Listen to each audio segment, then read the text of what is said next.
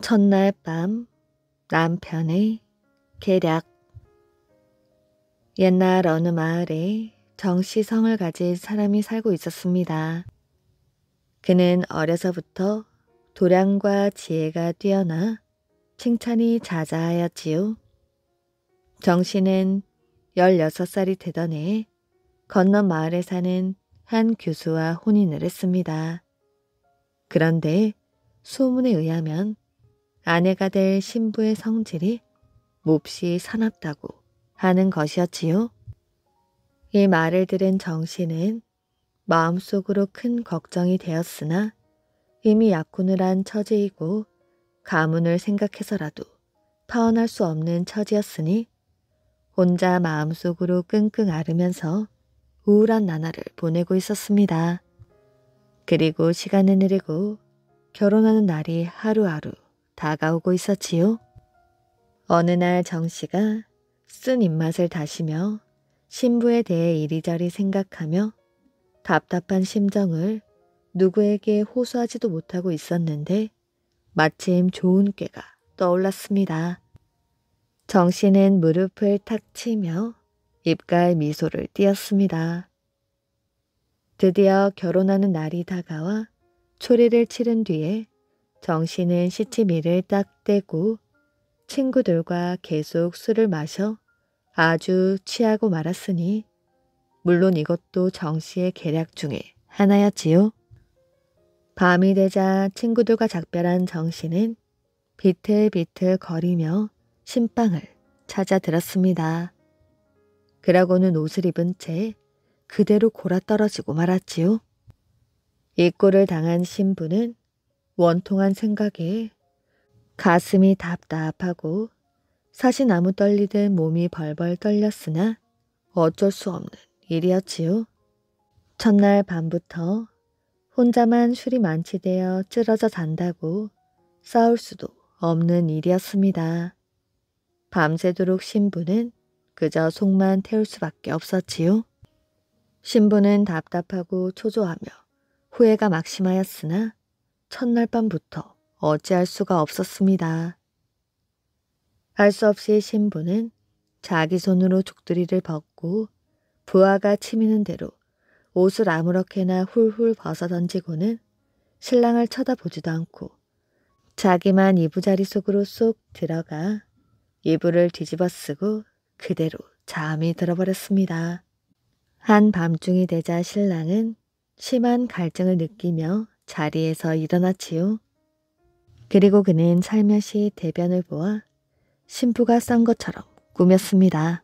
신부는 그런 줄도 모른 채 깊은 잠에 취해 날이 밝아올 때까지 세상 모르고 잠을 잤습니다. 그러다 문득 깜짝 놀라 일어나 보니 어디선가 이상한 냄새가 코를 찌르는 것이었지요. 그래서 주변을 살펴보니 신랑은 지난밤 그 모습 그대로 골아떨어져 코를 골며 깊은 잠에 취해 있었는데 이상한 생각이 들어 자기 속옷을 만져보니 악취는 바로 자기 몸에서 나는 것이었던 것이었습니다. 신부는 가슴이 두근거리고 얼굴이 화끈화끈 달아올랐지요. 신부가 이렇게 쩔쩔매고 있을 때 천연덕스럽게 눈을 뜬 신랑이 아니 왜 그러오? 하고 물어보았습니다. 신부는 울고만 싶었지요. 아니 이게 도대체 무슨 냄새요? 신랑이 눈이 휘둥그레지며 몸을 벌떡 일으켰습니다. 신부는 그저 그 자리에서 죽고 싶었지요. 그제야 신랑은 짐짓 눈치를 챈 듯이 아마 너무 긴장을 해서 그랬나 보오. 필요할 적에는 그런 실수도 할 수 있지 않겠소. 너무 부끄러워 말구려. 하면서 신부를 위하는 척했습니다. 신부는 신랑의 넓은 아량에 가슴을 쓸어내리며 이날 이후부터 신랑의 말이라면 무엇 하나 불평 없이 척척 들어주었지요. 그 꼴을 보고도 아무 말 없는 남편이 그저 고맙고 감사하기만 했습니다. 신랑 정씨는 벼슬도 하고 70살이 넘도록 부귀영화를 누리며 살았는데 70세가 지난 어느 날 정씨의 생각에 이제 부인에게 그 이야기를 해주어도 괜찮을 것이라 생각하고는 내 이제 무엇을 숨길 필요가 있겠소. 지난 이야기를 하나 하리다 하고 첫날 밤에 이야기를 시작했습니다. 남편은 혼인 첫날 밤에 자신이 꾸민 사건을 사실대로 상세하게 이야기해 주었지요. 그러자 이 말을 듣고 난 부인은 분하여 어쩔 줄을 몰랐습니다. 원통하고 분하여라. 그런 것을 나는 정말 내가 저지른 줄만 알고 한평생을 기가 죽어 말 한마디 제대로 못하고 살았다니. 다 지나간 이야기가 아니오. 무엇이 어쩌고 저쩌요? 그러더니 부인은 남편이 쓰다듬고 있던 수염을 확 낚아채는 것이었습니다. 순간 남편 정씨의 수염이 부인 손에 쥐어졌으며 다음 날부터 그의 턱에는 수염이 하나도 보이지 않았다고 합니다. 하얀 꽃이 든 왕자. 옛날 어느 나라에 푸르른 호숫가가 있는 테쿠친코 왕국이라는 곳이 있었습니다. 그 왕국은 아름답고 평화로운 곳이었지요. 그 나라 왕에게는 두 아들이 있었는데 첫째 왕자는 꽃을 노래하고 새들과 대화 나누기를 즐기는 온화한 인품의 소유자였습니다. 또한 세상의 온갖 아름다운 것들을 사랑하였지요. 왕은 왕자들이 어렸을 적부터 그들을 전쟁터에서 길렀습니다. 특히 자신을 기르려 왕이 될 첫째 왕자가 강한 전사로 자라기를 소망하였지요. 하지만 평화를 추구하는 첫째 왕자는 전사가 되기를 거부했을 뿐만 아니라 왕이 되고 싶어 하지도 않았습니다. 반면 용감한 전사가 되기를 소망하는 둘째 왕자는 언젠가 아버지인 왕이 죽으면 자기가 왕이 되려는 야욕을 품고 있었지요. 그러기 위해서 틈만 나면 형을 죽일 기회를 노리고 있었습니다. 첫째 왕자가 18살이 되던 해에 왕은 이웃 부족들을 공격하기로 결정하였지요. 왕은 군대의 통수권을 첫째 왕자에게 넘겨 전쟁을 지휘하도록 했습니다. 첫째 왕자는 전쟁을 하고 싶지 않았지만 어쩔 수가 없었지요. 전쟁에서 이기고 돌아왔을 때 첫째 왕자는 도저히 참을 수 없는 고통과 두려움으로 몸이 떨리는 것을 느꼈습니다. 아버지 앞에 전리품들을 내놓은 왕자는 큰 소리로 전쟁의 부조리함을 말하였지요. 저를 포함하여 군인들이란 이 세상에서 가장 잔혹한 동물들입니다. 왕은 깜짝 놀랐습니다. 왕비는 아들의 고민을 알고 무척 슬퍼하였지요. 영웅이란 몇 찍에 변장한 살인마에 지나지 않습니다. 왕자의 말에 왕을 비롯한 왕국의 모든 사람들을 크게 분노했습니다. 하지만 왕자는 이런 비난쯤은 아무것도 아니라고 생각하였지요. 왕자의 귀에는 아직도 부상당한 사람들의 고통스러운 절규와 여인들의 탄식 소리, 아이들의 울음소리가 들리는 듯 했습니다. 왕자는 싸움에서 많은 전리품을 얻어오고 수많은 포로들을 노예로 잡아왔지만 사람들은 왕자를 비난하고 있었지요. 더욱더 괴로워진 왕자는 모든 것을 잊고자 왕국을 벗어나 길을 떠났습니다. 발걸음이 이끄는 대로 정처 없이 헤매던 왕자는 오랜 여행 끝에 아름답고 고요한 어느 숲에 도착하였지요. 그리고는 누워서 하늘을 쳐다보며 깊은 사색에 잠겨 있었습니다. 인간의 삶이란 슬프고 아픈 현실뿐이로구나. 인간은 일생을 통하여 이 땅에서 아주 짧은 시간을 경험할 뿐이야. 삶이란 한순간 이곳을 스쳐 지나가는 가벼움이 아닌가?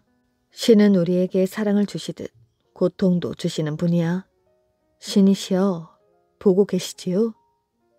고통받는 이 영혼, 이제 당신 곁에 편안히 머물까 합니다.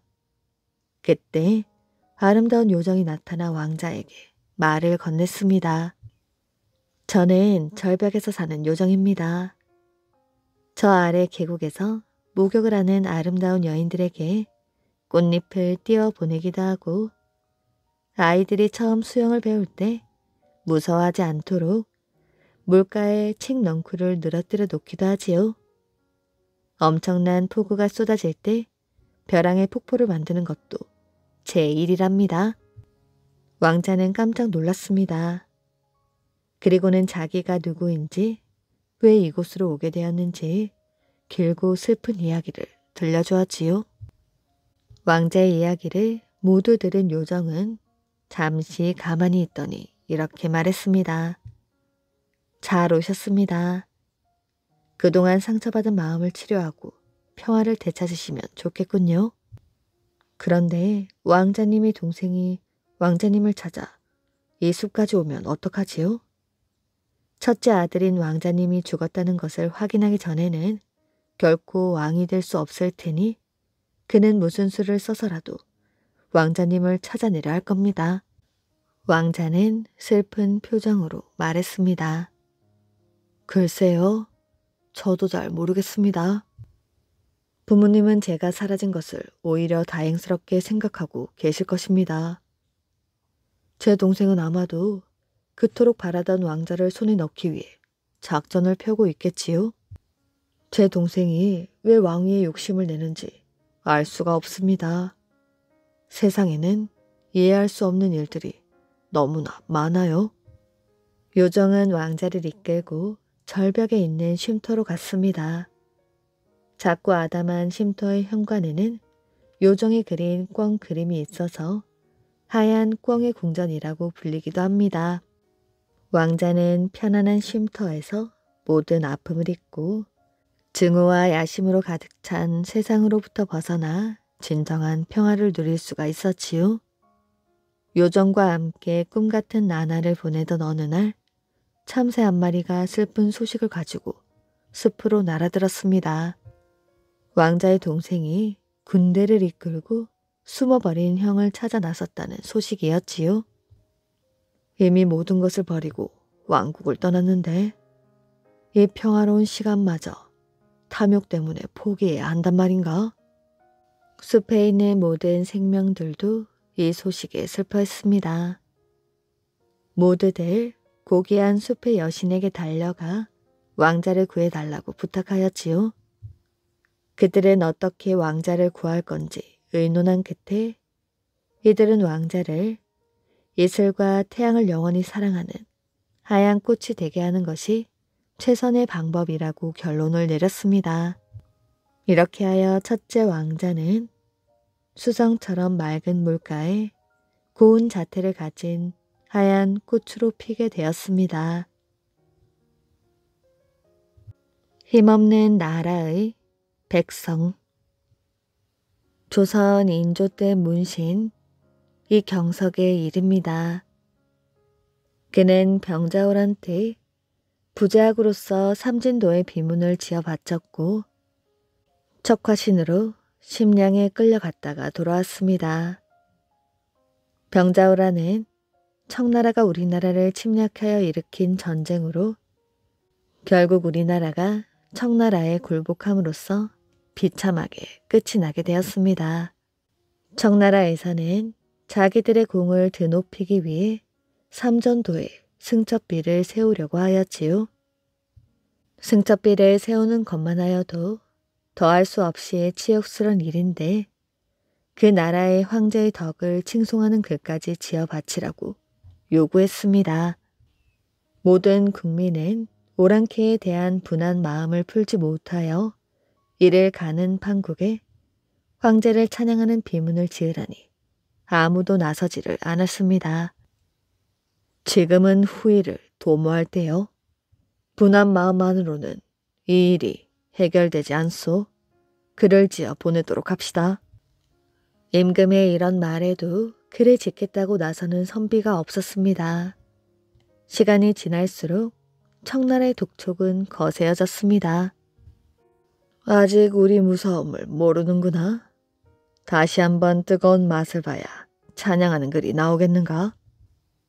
청나라의 황제는 으름장을 놓았지요. 미루고 미루던 인조는 할 수 없이 신하들에게 글을 지으라는 명령을 내렸습니다. 장유 이경석, 조희일 셋이서 글을 지어 바치도록 하오. 이 세 사람은 당시 나라 안에서 글을 잘하기로 이름이 나 있었습니다. 세 사람은 하루 만에 글을 완성하라는 임금의 명령을 받고 한 곳에 모여 있었습니다. 이런 글을 지어야 한다니 서글프기 짝이 없소이다. 세 사람은 내키지 않는 마음으로 하루 밤을 새워 글을 작성하였지요. 하지만 마음에 없는 글을 써서인지 글의 내용이 좋지 않았습니다. 좋은 글이 나올 리가 없었지요. 당시 명나라의 선비로 청나라에 항복해 왔던 자가 그 비문을 보고 비웃었습니다. 청나라에서는 비문을 받지 않겠다고 돌려보내왔지요.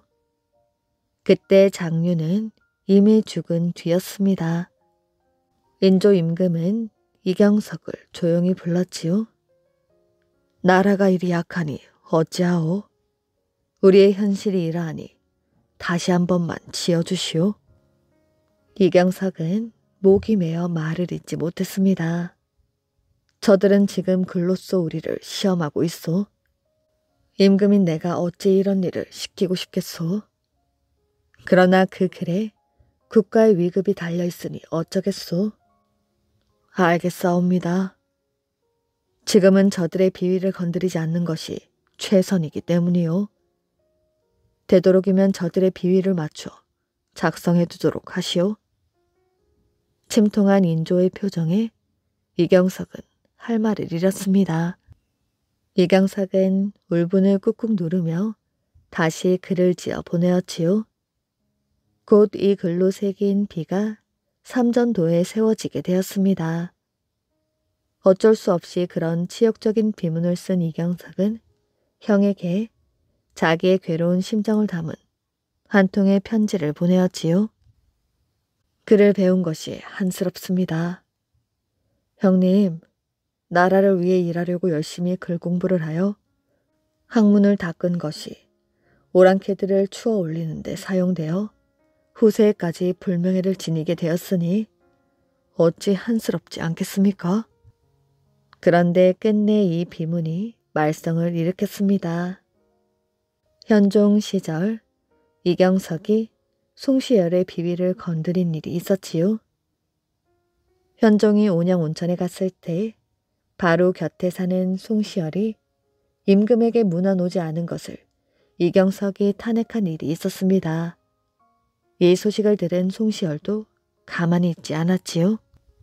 성격이 급한 그는 이경석을 중국 송나라 때 금나라에 굴욕적인 글을 지어 바친 손종신에 비유하며 신랄하게 비판했습니다. 그러나 많은 사람들은 그 당시 이경석의 입장을 이해하고 국가를 위해 애쓴 공로를 기억하고 있었습니다. 소현세자가 심령의 볼모로 잡혀갈 때 이경석은 스승의 자격으로 따라간 일이 있었지요. 그때 수많은 벼슬아치들이 함께 붙들려가 괴로움을 당하는 일이 생겼습니다. 제발 날 그 명단에서 좀 빼주시오. 살해는 독독히 하겠소이다. 나도 좀 빼주시오. 늙으신 어머님께서 위독하셔서 곁에서 지켜야만 하오. 국내의 관리들은 너나 없이 수단과 방법을 가리지 않고 뇌물을 써서 심령으로 가는 명단에서 빠지려고 안간힘을 썼습니다. 이경석이 묵묵히 있자 어떤 사람들이 안타깝다는 듯이 넌지시 권했습니다. 이렇게 앞뒤가 꽉 막혀서 어쩌시려고 그럽니까? 남들이 하는 것처럼 해야 살 길이 생깁니다. 살 길이 있는데 굳이 죽을 길을 가는 것이 어리석은 일이 아니겠소? 이 이야기를 듣고 난 이경석은 웃으며 말했습니다. 난 세자의 사부요. 비록 협박은 할지라도 죽이기까지 하겠소? 그건 알 수 없는 일이지요.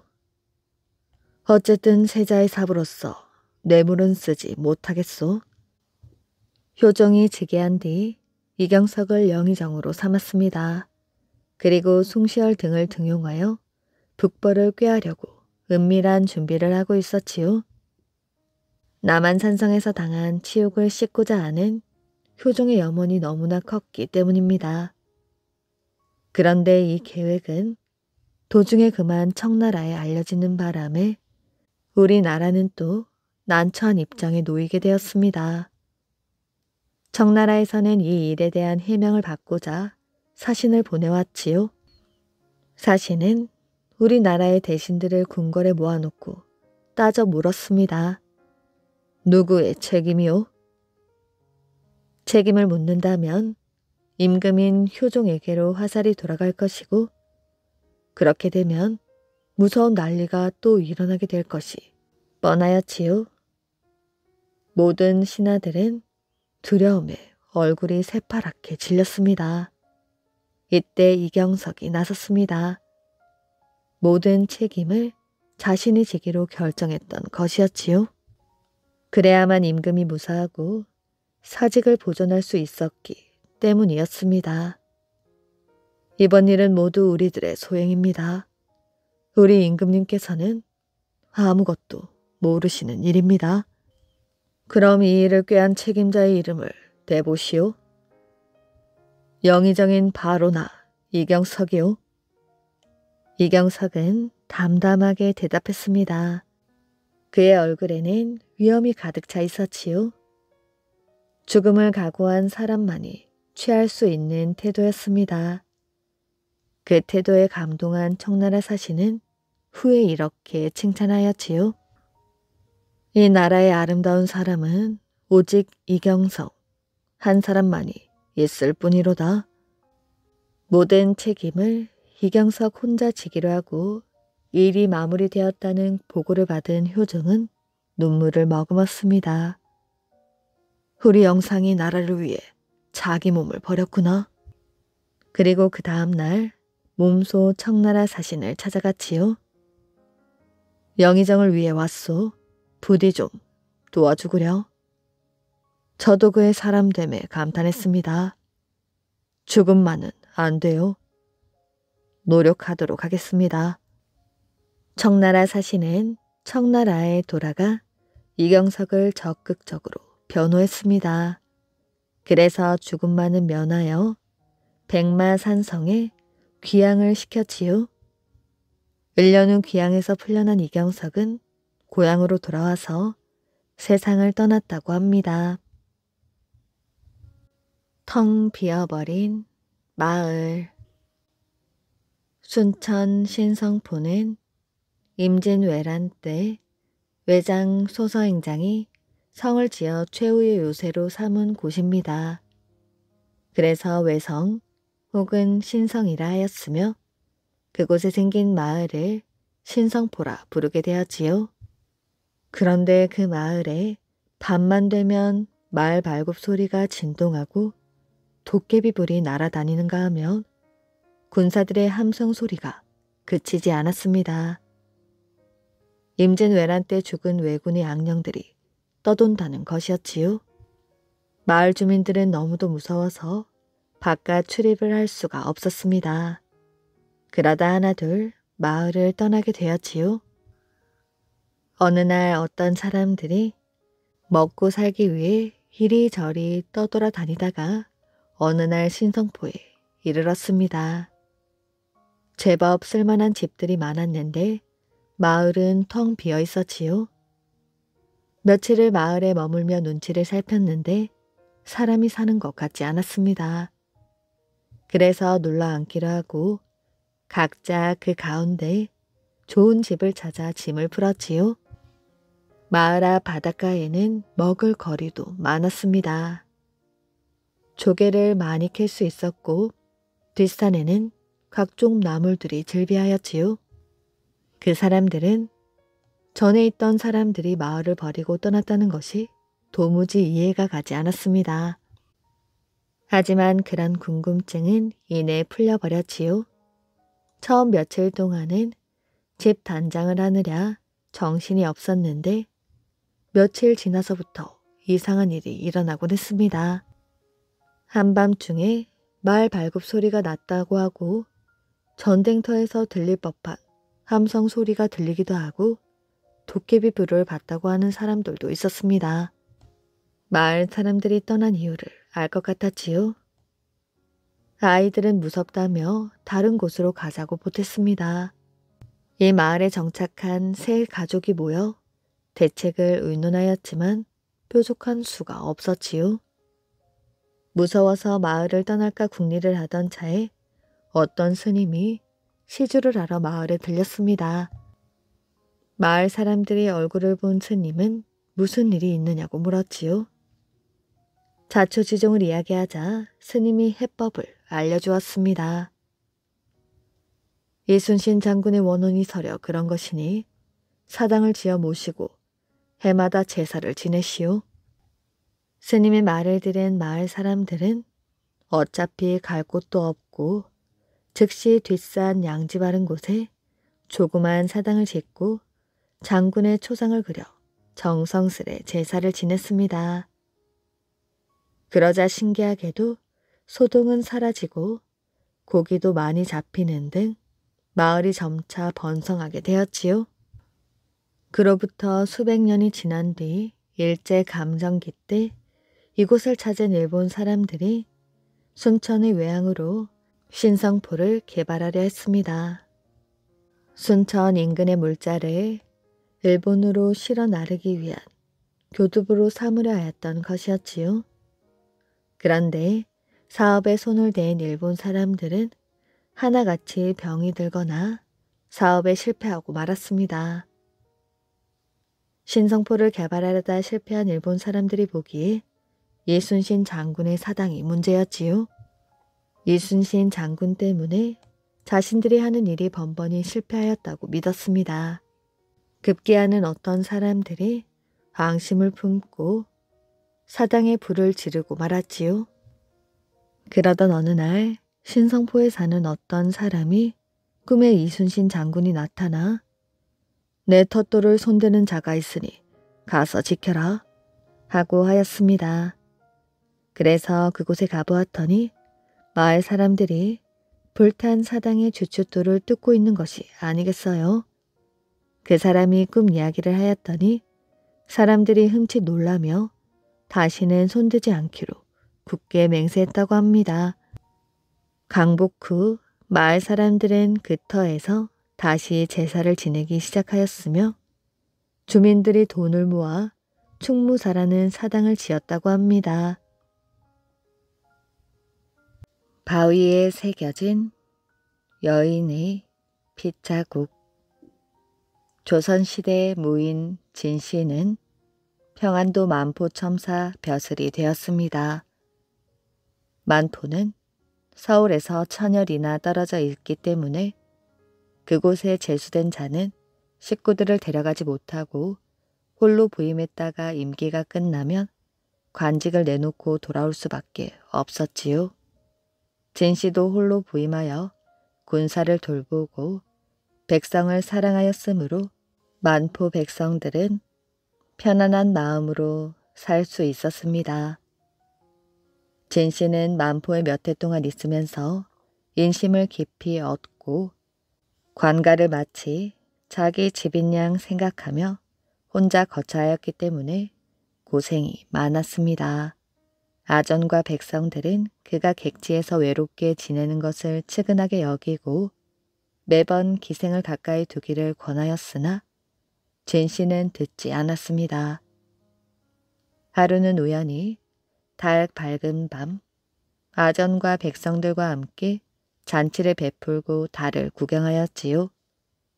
아전과 백성들이 서로 술을 권하므로 진씨는 사양치 않고 받아 마셨습니다. 그런데 자신도 모르게 거하게 취하여 자리에 쓰러지고 말았지요. 아정과 백성들이 몰래 한 기생으로 하여금 모시고 자게 하였습니다. 진씨는 다음날 아침 술이 깨어 후회를 해보았지만 어쩔 도리가 없었지요. 결국 그 기생에게 시중을 들게 하였습니다. 한 해가 지나자 딸 하나를 낳았는데 용모가 출중하였으므로 보물처럼 애지중지하며 사랑하며 키웠지요. 그리고 이름을 관불이라 하였는데 관불이란 비록 자신의 소생이지만 자신과는 아무런 관계가 없다는 뜻입니다. 조선의 예풍 속에는 무인으로 나가 변두리를 지키는 자가 만일 기생과 더불어 자녀를 낳았을 경우 세상에 드러내지 못하고 그 어미에게 맡겨 기르게 하며 시집 가고 장가를 가는 것도 그 아버지가 관여하지 않았지요. 진씨는 비록 딸을 사랑하였으나 감히 드러내놓고 사랑할 수 없으므로 관불이라 이름을 지어준 것입니다. 관불이 태어난 지 겨우 몇 해 만에 진씨는 벼슬을 내놓고 돌아오게 되어서 딸을 그 어미에게 맡기고 홀로 서울로 돌아오게 되었습니다. 그 이후로 생사를 일절 서로 묻지 않았지요. 진씨는 나이가 들어 병으로 세상을 떠났고 세월은 흐르고 흘러 관불의 나이 16살이 되었는데 그 아름다운 자태는 비교할 자가 없었습니다. 그 여민은 딸을 기생으로 등록하여 기적에 올렸지요. 관불은 기적에 들어간 이후로 비록 억지로 가물을 익혔으나 한 번도 외간 남자를 가까이 해본 적이 없었습니다. 나이 젊은 호방한 관리나 돈 많은 남자들이 가까이 하려고 하였으나 관불이 완강히 거절하였으므로 사람들은 감히 가까이 가지 못하였습니다. 그 당시 만포첨사가 관불의 명성을 듣고 관불의 아름다운 모습을 사랑하여 수청을 들게 하려고 하였지요. 관불이 죽음을 맹세하고 따르지 않자 첨사는 크게 노하여 위협하고 협박하였습니다. 관불은 끝내 무면하지 못할 것을 알고 분하게 여기며 탄식하였지요. 우리 아버지는 비록 무인이나 역시 벼슬하는 집안 사람이다. 내 비록 기생의 소생이나 근본은 양반이 아닌가? 나는 우리 아버지의 딸로서 부끄러운 일은 할 수 없다. 우리 아버지의 명예를 더럽히느니 차라리 자결하는 것이 나을 것이다. 그러고는 이내 손가락을 묻어뜯어 그 피로 관아 뒤에 있는 바위 위에 전 관불이 물에 투신하여 죽노라 라고 쓰고는 결국 관아의 뒤에 있는 강물에 빠져 죽고 말았습니다. 첨사는 이 소식을 듣고 깜짝 놀라 관인을 팽개치고 돌아갔지요. 이 사건이 조정에 알려지자 조사하게 하였으나 익사하게 된 사정을 밝혀내지 못하였습니다. 관리를 7번이나 교체한 끝에야 비로소 그 사정을 밝혀낼 수가 있었지요. 사유를 갖추어 보고하니 그 첨사에게는 평생 군역에 편입시키는 율법을 적용하였습니다. 또한 관불에게는 정려문을 세워 그 정려를 표창하니 관불의 원한이 비로소 풀리게 되었습니다. 지금 수백여 년이 지났는데에도 그 바위의 혈사가 뚜렷하게 남아있다고 합니다. 억울한 농부와 포졸. 옛날 어느 마을에 술을 아주 좋아하는 농부가 살고 있었습니다. 이 농부가 술을 얼마나 좋아하는지 하루도 거르지 않고 술을 마실 정도였지요. 그리고 농사일보다 술 마시는 일이 더 관심이 많아서 어느 술집에 술 맛이 좋다는 소문이 들리면 당장 그 술집으로 달려가서 취할 때까지 마셨습니다. 그리고 남은 술은 병에 담아 집에 가지고 와서 또 마시곤 하였지요. 그러던 어느 날 밭에서 일을 하던 농부는 지나가던 마을 사람으로부터 귀가 번쩍 뜨일 만한 소식을 들었습니다. 성 안에 술집이 새로 생겼는데 주인이 술을 기가 막히게 잘 담근다는 것이었지요. 네, 당장 가서 맛을 봐야지. 농부는 일도 하지 않고 그 길로 성을 향해 출발했습니다. 성 안으로 들어가려면 성문을 통과해야만 하였지요. 창을 든 포졸이 성문 앞을 지키고 있었습니다. 포졸은 성 안에 드나드는 사람들을 한 명씩 불러 세워 짐을 일일이 조사하고 있었지요. 다행히 아무 짐이 없었던 농부는 무사히 성 안으로 들어갈 수 있었습니다. 농부는 새로 생긴 술집에서 맛있는 술을 실컷 마셨습니다. 그런데 성 밖으로 나가는 길에 문제가 생겼지요. 술에 취해 비틀거리며 술병을 들고 걸어오는 농부를 포졸이 불러 세운 것입니다. 어이, 이리 와서 잠깐 나 좀 보세. 왜 그러십니까? 손에 들고 있는 게 뭔가? 아, 이것이요. 술병입니다. 자네 지금 많이 취한 것 같은데 술을 더 마시면 큰일 나겠어. 보졸은 농부를 생각해 주는 척하며 술병을 빼앗았습니다. 그리고는 그 자리에서 술을 단숨에 마셔버렸지요. 술맛이 기막히게 좋군. 보졸은 빈 술병을 돌려주며 농부의 등을 두드렸습니다. 이제 됐네. 그만 가보게. 보졸은 선심이나 쓰는 듯 성문을 통과시켜 주었습니다. 농부는 너무나 억울했지요. 하지만 포졸에게 잘못 보이면 성 안에 드나들지 못하게 될 것 같아 술병을 빼앗기고도 아무 말도 할 수 없었습니다. 그런데 그 포졸의 행포는 그것으로 그치지 않았지요. 그 뒤로도 농부는 성 안의 술집에 자주 드나들었는데 돌아올 때마다 포졸이 술을 빼앗아 마시는 것이었습니다. 그래서 농부는 분통을 터뜨리며 집으로 돌아올 수밖에 없었지요. 그러던 어느 날 농부는 하도 약이 올라서 포졸에게 이렇게 거짓말을 했습니다. 나리, 오늘은 마시지 마십시오. 이건 술이 아니라 제 오줌입니다. 그러자 포졸은 콧방귀를 뀌었습니다.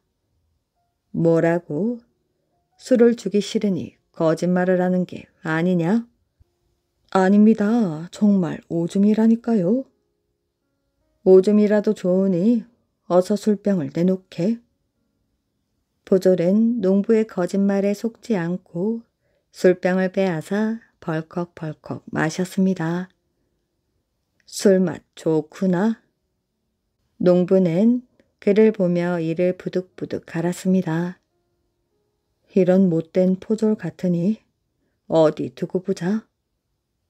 농부는 그날부터 어떻게 하면 포졸을 혼내줄지 궁리를 하기 시작했습니다. 그러던 어느 날 농부는 좋은 생각이 떠올랐지요. 농부는 당장 성 안으로 달려갔습니다. 그리고 단골 술집에서 술을 마신 뒤 빈 술병에 오줌을 누었지요. 그리고는 술병을 들고 성문으로 갔습니다. 농부를 보자 여느 때처럼 포졸이 다가왔습니다. 어서 오게. 며칠 동안 뜸했는가? 자네를 기다렸다네. 포졸은 농부에게 얼른 술병을 빼앗았습니다.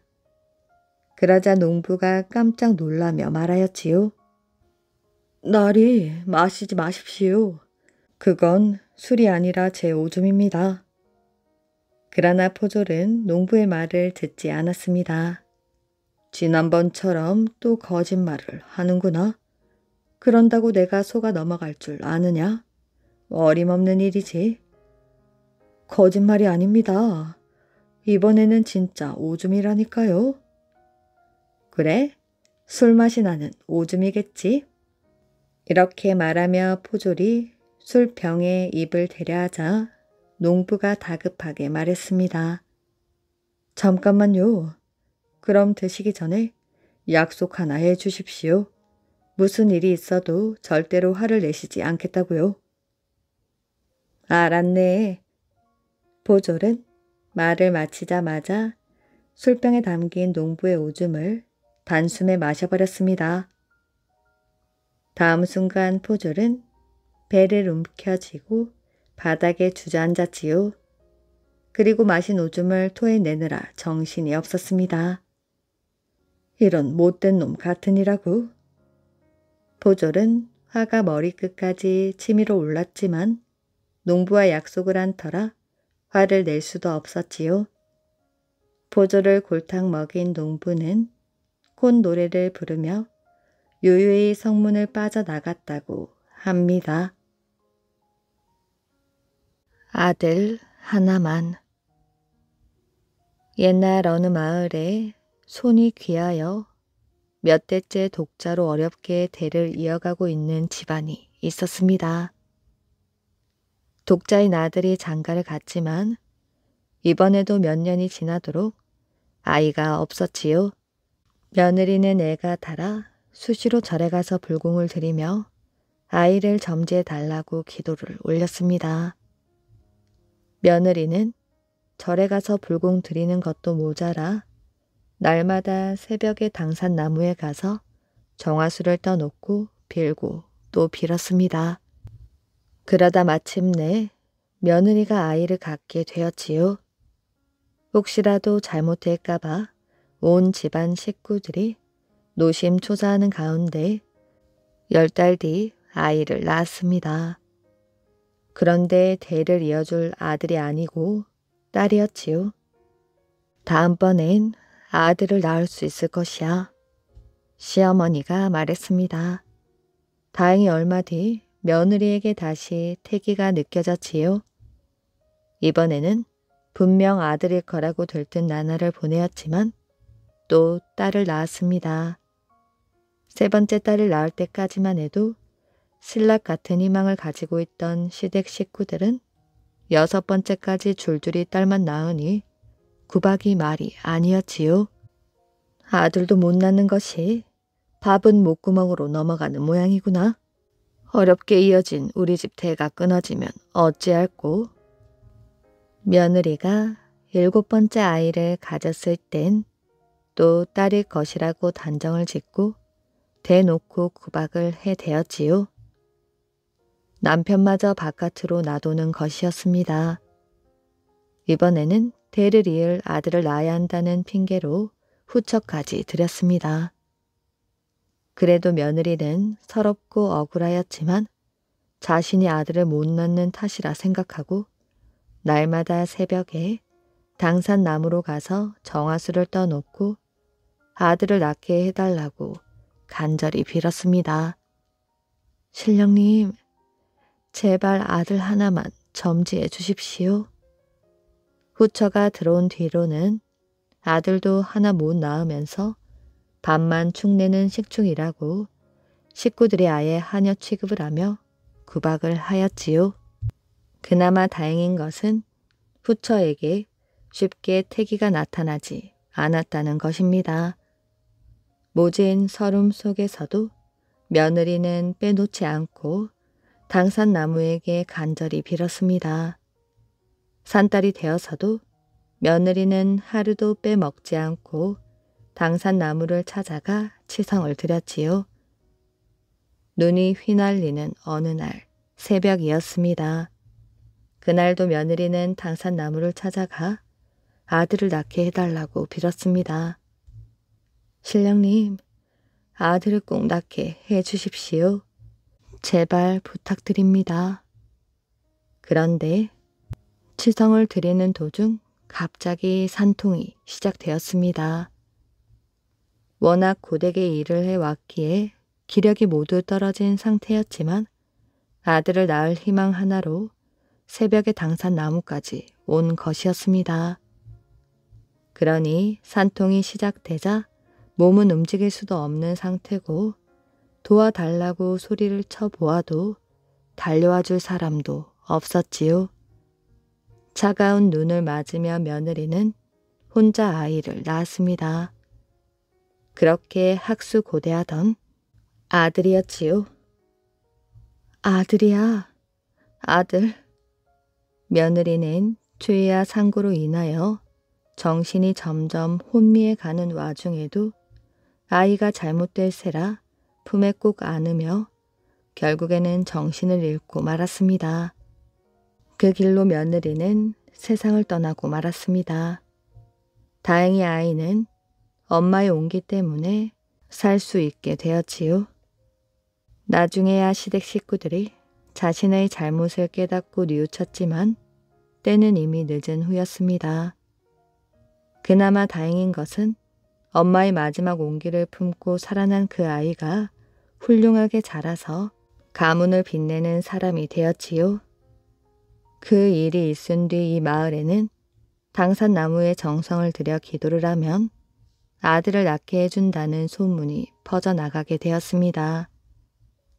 아들을 못 낳은 사람들은 이 당산나무를 찾아와 100일 기도를 드리고 아들을 낳기도 했다고 합니다.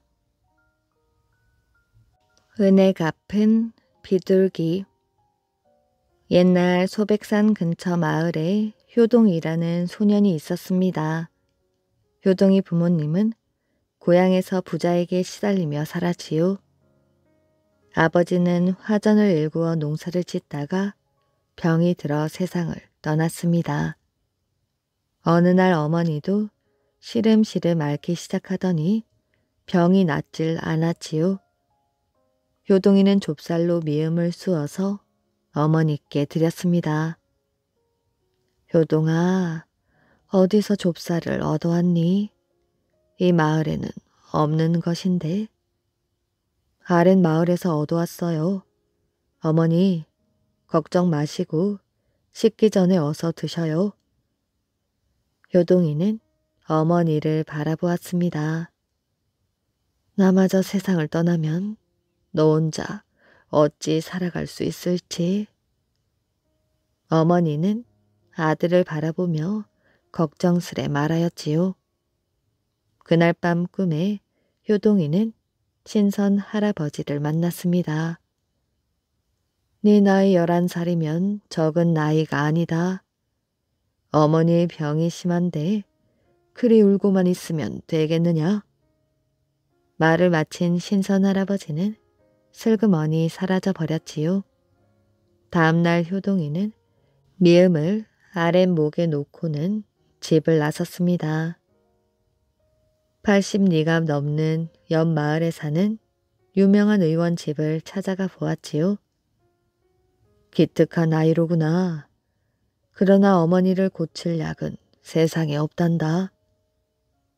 산삼이나 녹용도 안 되고 하늘의 옥황상제께서 드시는 불로초로도 소용이 없겠구나. 의원님, 어머니의 병을 고칠 수 없으시다니요. 방법만 가르쳐 주십시오. 의원은 돋보기를 꺼내어 의서를 오랫동안 뒤적였습니다. 얘야, 집으로 가면 생잣 한 보시기를 마른 돌버섯과 함께 깨끗한 물에 타서 3번 잡수시도록 해라. 이 약은 꼭 곱돌 절구에 찌어야 한다. 고맙습니다. 요동이는 서둘러 험한 고개를 훨훨 넘으며 집으로 돌아왔습니다. 생잣 한 보시기, 마른 돌버섯, 깨끗한 물, 그리고 곱돌 절구. 요동이가 중얼거리며 노루목 바위턱을 넘고 있었지요. 그때 구렁이 한 마리가 나타났습니다. 구렁이는 빨간 혀 끝을 날름거리며 바위 틈에 있는 새알을 삼키려고 하였지요. 이런 못된 것 같으니라고. 요동이는 몽둥이로 구렁이의 허리를 힘껏 내리쳤습니다. 그러자 구렁이는 시뻘건 불을 뿜기 시작하였지요. 불길은 풀 더미를 순식간에 태워 재로 만들어 버렸습니다. 구렁이는 불을 내뿜으며 효동이를 향해 달려들었지요. 이제 나는 죽었구나. 그때 갑자기 검은 구름이 몰려오더니 하늘이 새까맣게 변했습니다. 구렁이도 어둠 속에서 허우적거리고 있었지요.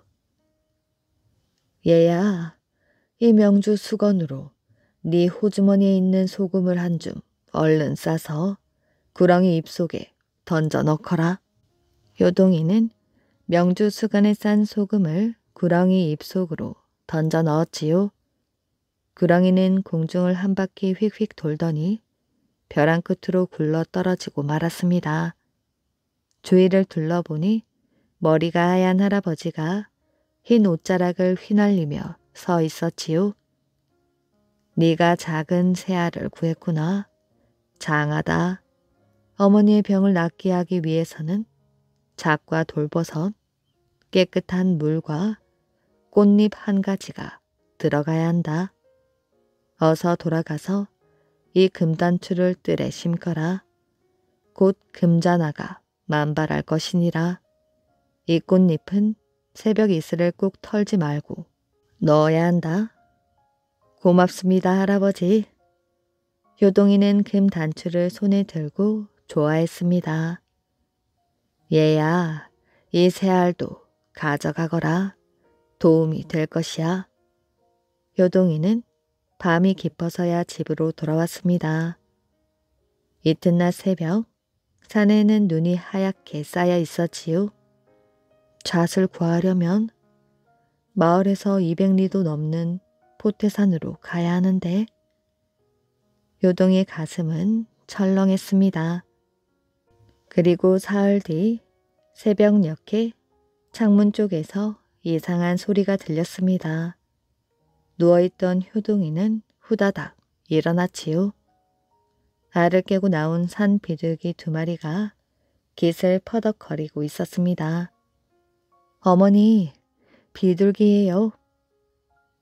효동이는 새 식구가 생겨 기뻤지요.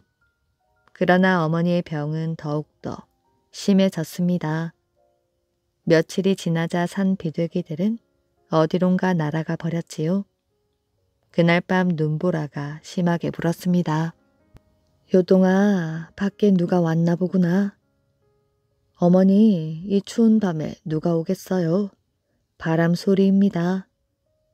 아니다. 문을 자꾸 잡아당기는 것이 이상하구나. 좀 나가보려무나. 요동이는 살며시 창문을 열었습니다. 문을 열자 한 쌍의 산 비둘기가 날아왔지요. 산 비둘기들은 입속에서 무언가를 하나씩 하나씩 꺼내 놓았습니다. 어머니, 잣송이입니다. 그렇구나. 너희들이 잣을 물고 눈보라치는 밤에 날아왔구나. 나는 그런 줄도 모르고. 요동이는 밤을 새워 산 비둘기가 물어다 준 것을 깠습니다. 밤새워 깐 잣이 한 보식이나 되었지요. 날이 밝아지자 집안에는 꽃향기가 가득했습니다. 어머니, 잣을 다 까니 금잔화도 피었습니다. 요동이는 잣과 마른 돌버섯, 새벽 이슬이 맺힌 금잔화를 곱돌 절구에 찧어 깨끗한 물에 타서 어머니께 드렸지요. 며칠 후 약을 드신 어머니는 병이 나았습니다. 봄이 되어 효동이는 남은 잣을 마당에 심었습니다. 그리고 숲을 가꾸고 산새를 키우며 향기로운 꽃을 가꾸었지요. 지금도 그때의 잣나무들이 무성하게 자라 가을이면 탐스러운 잣송이가 주렁주렁 열린다고 합니다. 마법에 걸린 왕과 공주. 옛날 옛적 어느 마을에 홀로 된 부인이 세 아들과 함께 어렵게 살고 있었지요. 어머니의 고생을 누구보다도 잘 아는 큰 아들은 집을 떠나기로 했습니다. 어머니, 어디든 가서 제 밥벌이를 하겠습니다. 어머니는 이제 13살밖에 되지 않은 아들이 걱정되어 말렸지만 아들의 고집을 꺾을 수는 없었지요. 마침내 큰 아들은 길을 나섰습니다. 하지만 어린 소년을 받아주는 곳은 흔하지 않았지요. 그러다 밥만 먹여주는 것이 아니라 돈도 준다는 어느 마법사의 집의 하인이 되었습니다. 내가 가는 곳은 어디든 따라와야 한다. 그러면 하루에 한 입씩 주마. 아들은 뛸 듯이 기뻤습니다. 예, 주인님. 주인님이 가시는 곳이라면 세상 끝까지라도 가겠습니다. 마법사는 기다렸다는 듯 짐을 꾸리기 시작했습니다. 그럼 지금 당장 떠날 준비를 하거라. 마법사가 시키는 대로 아들은 커다란 포대, 말, 전대 그리고 여행에 필요한 여러 가지 짐을 챙겼지요. 그리고 자정 무렵 마법사와 함께 길을 떠났습니다. 어둡고 험한 산길을 얼마나 걸었을까요? 하지만 걸어도 마법사는 걸음을 멈추지 않았습니다. 주인님, 어디까지 가십니까? 아직도 멀었나요? 잠자코 따라오기나 해. 저기 저 산까지 갈 거니까. 마법사는 귀찮은 듯 내뱉고는 앞장서서 걸어갔지요. 그렇게 꼬박 하룻밤을 걸어서야 산 꼭대기에 도착했습니다. 산 꼭대기에 오르자마자 마법사가 명령하였지요. 이제 네가 타고 온 말을 이 총으로 쏘아라. 아들은 기겁을 하며 손을 내저었습니다. 말을 쏘지 않으면 너를 쏘겠다. 마법사가 아들에게 총을 겨누며 말하였지요. 하는 수 없이 아들은 총으로 말을 쏘았습니다. 그러자 마법사는 아들에게 말의 배를 가르고 말의 배 안으로 포대를 들고 들어가라고 했지요. 그러고는 책 한 권을 내주며 배 안에서 읽으라고 하였습니다. 아들은 겁에 질려 마법사가 시키는 대로 했습니다. 그런데 신기하게도 책을 읽기 시작하자 말의 배 안에 보석이 가득가득 쌓였지요. 보석은 수십 개의 포대에 담길 만큼이었습니다. 자, 이제 그 포대를 나에게 넘겨주고 넌 여기 꼼짝 말고 있거라. 내가 이 보석을 옮겨 놓은 다음 내 말을 올려보낼 테니 넌 그때 내려오너라. 이렇게 말하고 마법사는 혼자 산을 내려갔지요. 아들은 마법사가 보내준다는 말을 기다렸습니다. 하지만 말은 오지 않았지요. 높디 높은 산에 홀로 남은 아들은 불뿌리를 먹으며 말을 기다렸습니다. 그러다가 이상한 풀뿌리를 발견하였지요. 그걸 잡아당기자 뿌리 아래 커다란 구멍이 나 있는 것이었습니다. 구멍 안에는 대문이 있었지요. 아들은 대문을 확 열어 젖혀 보았습니다. 순간 아들의 입이 떡 하고 벌어졌지요. 우와, 맛있겠다. 문 안에 온갖 산의 진미가 모두 차려져 있었습니다. 아들은 정신없이 먹어치웠습니다. 실컷 먹고 나서 보니 구석구석마다 보석이 가득가득하였지요. 구멍 속은 화려한 궁전이었던 것입니다. 아들은 이방 저방을 돌아다니며 구경을 하였지요. 그런데 구석진 방의 문을 여는 순간 깜짝 놀라고 말았습니다. 그 방에는 어마어마하게 큰 거인이 누워있는 게 아니겠어요? 거인은 아들을 보자마자 버럭 고함을 질렀지요. 누가 널 이리로 보냈느냐? 아들은 거인 앞에 납작 엎드려 이제까지 이야기를 들려주었습니다. 그러자 거인이 한숨을 내쉬며 말하였지요. 너도 그 마법사에게 당했구나. 나 역시 마법사의 마법에 걸려 여기에 갇혀 있는 것이지. 부탁이 있단다. 내일 해가 뜨기 전 저기 연못 뒤에 숨어 있다가 비둘기 3마리를 잡아오너라. 비둘기만 잡아온다면 우리가 살 수 있는 방법이 있을 것이다. 다음날 아들은 연못 뒤에 숨어 있다가 겨우겨우 비둘기를 잡았지요. 그런데 비둘기를 손에 잡는 순간 비둘기들이 아름다운 공주로 변하는 게 아니겠어요? 아들은 서둘러 새 공주를 거인에게 데려갔지요. 내 딸들아. 거인과 비둘기는 이웃 나라의 왕과 공주였던 것입니다. 아들은 왕과 공주의 마법을 풀어준 덕에 땅속 궁전에서 그들과 함께 살게 되었지요. 한편 몇 해가 지나도 큰 아들에게서 아무런 소식이 없자 어머니와 동생들은 크게 걱정을 하고 있었습니다. 그러다 마침 막내가 형을 찾아 나서게 되었지요. 막내는 형이 마법사의 하인으로 있었던 걸 알아내고 마법사의 집을 찾아가 보았습니다.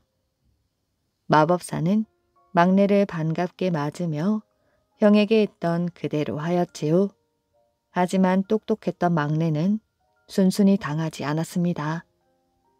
보석 대신 포대에 말의 뼈들을 잔뜩 담아 마법사를 향해 힘껏 던진 것입니다.